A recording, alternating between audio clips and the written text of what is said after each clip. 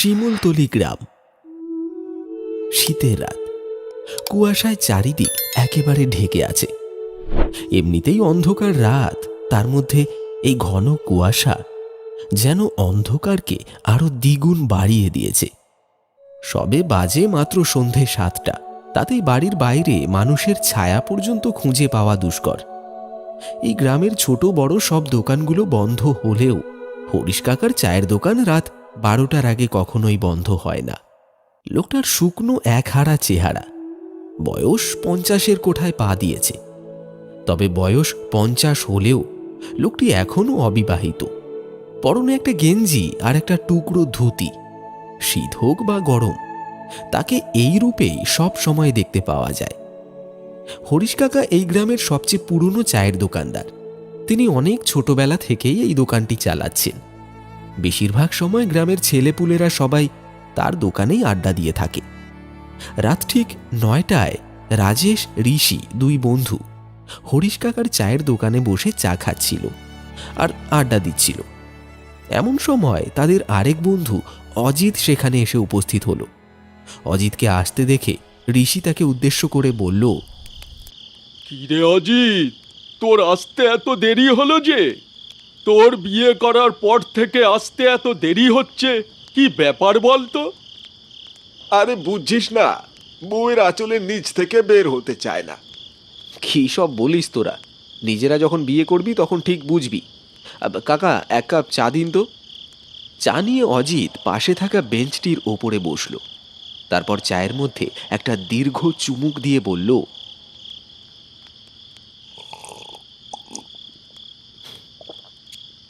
আহ, হরিশ কাকা, চাটা কিন্তু বেশ বানিয়েছো। হরিশ কাকার চা বরাবরই খুব ভালো হয়, সেটা সবাই জানে। তুই কথা ঘোরাচ্ছিস কেন সেটা বল। তুই বউকে বেশি ভয় পাস নাকি ভূতকে? বউকে তো ভয় পাই না, বাকি থাকলো ভূত।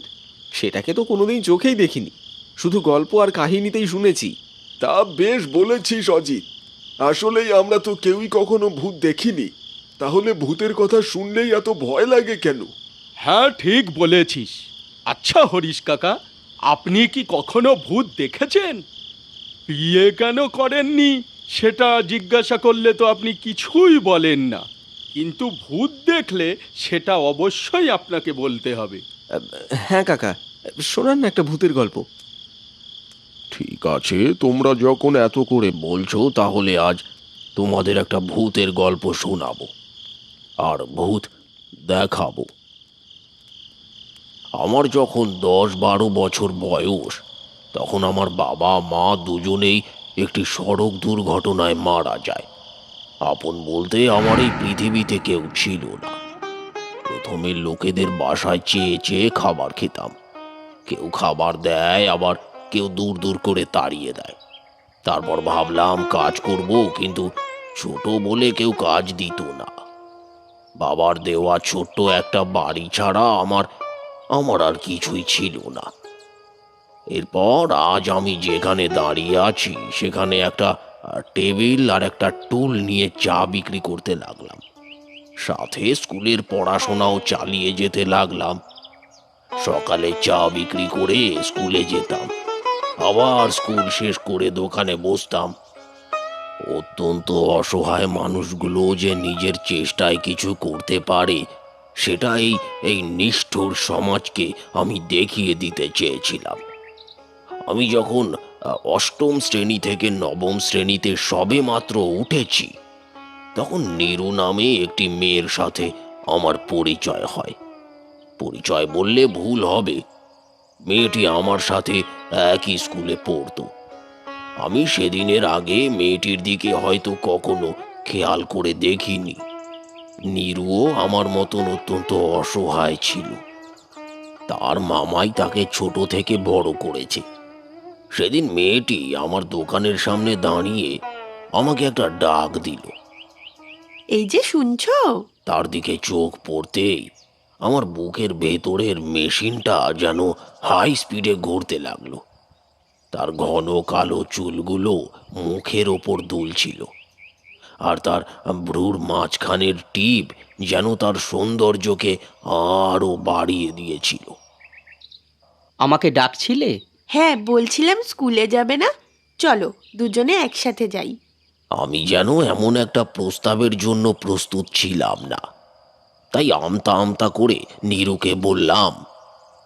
হ্যাঁ হ্যাঁ, যাব। ঠিক আছে, চলো যাই। এতটাই অবাক হয়েছিলাম যে দোকান খোলা রেখেই নীরুর সাথে সেদিন স্কুলে চলে যাই। এরপর থেকে নীরু প্রতিদিন সকালে আমার চায়ের দোকানে আসতো। দোকানে বসে এক কাপ চা খেয়ে তারপরে আমাকে সঙ্গে নিয়ে স্কুলে যেত। ধীরে ধীরে আমাদের মধ্যে একটা প্রেমের সম্পর্ক তৈরি হয়। আমি নীরুকে যতটা না ভালোবাসতাম, নীরু আমাকে তার চেয়ে অনেক বেশি ভালোবাসতো।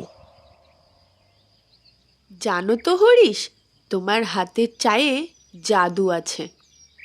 তুমি এই গেঞ্জি আর ধুতি পরে যখন চা তৈরি করো, তখন তোমাকে দেখতে না দারুণ মিষ্টি লাগে। সব সময় এরকমই থেকো।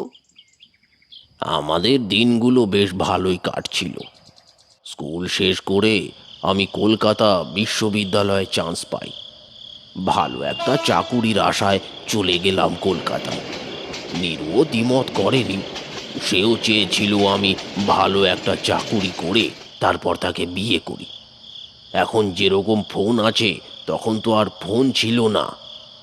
আমরা মাঝে মধ্যেই চিঠি আদান প্রদান করতাম। পড়াশোনার চাপে 1 বছর গ্রামে আসতে পারিনি। 1 বছর পরে যখন বাড়িতে ফিরলাম, পথে আমার সাথে দেখা হয় রঘুর। রঘু আমার বাল্য বন্ধু, একসঙ্গেই পড়াশোনা করেছিলাম আমরা। রঘু আমাকে দেখেই বলল, আরে কিরে দোস্ত, কেমন আছিস? এই তো রে, ভালো। তারপর তোর কি খবর বল? আমি ভালো আছি। আচ্ছা দোস্ত, তুই কি নীরুর বিষয়ে কিছু শুনেছিস? আমি তো এখন নীরুর বাড়িই যাচ্ছি। 3 মাস থেকে অনেক চিঠি লিখেছি, কিন্তু সে চিঠির কোনো উত্তর দিচ্ছে না। আরে নীরুর তো বিয়ে হয়ে গেছে পাশের গ্রামের প্রধানের ওই ওই পাগল ছেলেটার সাথে। আর কি কি বলছিস তুই? এই না না না, তুই ভুল কিছু শুনেছিস। আমি এক্ষুনি যাব নীরুর কাছে। আরে হরিশ, আমার কথা তো শোন। আরে দাঁড়া হরিশ, দাঁড়া, আমার কথাটা শোন। রঘুর কথা শুনে আমার মাথায় যেন আকাশ ভেঙে পড়ল। আমার নিঃশ্বাস যেন বন্ধ হয়ে আসছিল।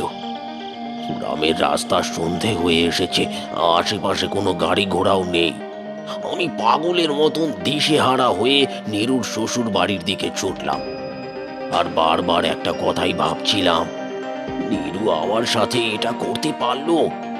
সে তো আমাকে আমাকে ভালোবাসতো, তাহলে এমন কেন করলো? ছুটতে ছুটতে আমি গ্রাম প্রধানের বাড়ির সামনে এসে দাঁড়িয়ে পড়লাম। দাঁড়িয়ে দাঁড়িয়ে ভাবতে লাগলাম, আমার কি ভেতরে যাওয়াটা ঠিক হবে? না, ওর তো বিয়ে হয়েছে। এখন যদি আমার কারণে আবার শ্বশুর বাড়িতে কোনো গন্ডগোল বাঁধে। অনেক ভেবে আমি সিদ্ধান্ত নেই ফিরে যাব। আর ঠিক সেই সময় আমি দেখি গ্রাম প্রধানের বাড়ির দরজাটি আপনা আপনি খুলে গেল, আর বাড়ির ভেতর থেকে ভেসে আসছিল একটা একটা অতি পরিচিত কণ্ঠের আর্তনাদ। হরিশ, হরিশ, তুমি কোথায়? আমি তখন বাড়ির ভেতরে যাওয়া থেকে নিজেকে আর আটকে রাখতে পারলাম না। আমি ভেতরে প্রবেশ করতেই সবকিছু একদম নিস্তব্ধ হয়ে গেল। রাতের আধারে সব কিছু অন্ধকারাচ্ছন্ন।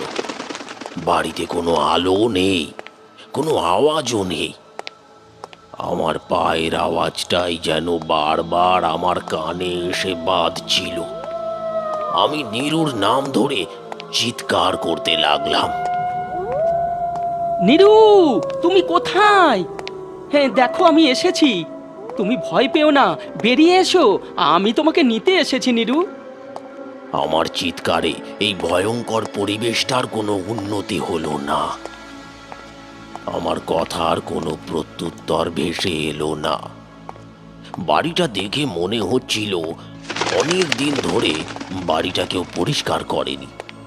আমি চারিদিক ভালো করে দেখছিলাম আর নীরুকে খুঁজছিলাম। হঠাৎ করে আমার সামনে এলোমেলো চুলে আর ছেঁড়া কাপড়ে একটা পাগল এসে দাঁড়ালো।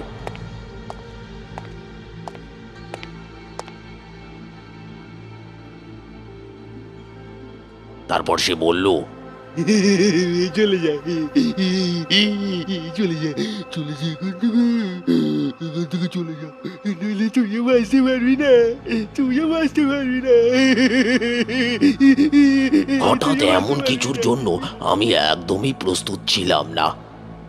ভয়ে যেন আমার গলা শুকিয়ে গেল, আর আমার শরীর ঘামতে লাগলো।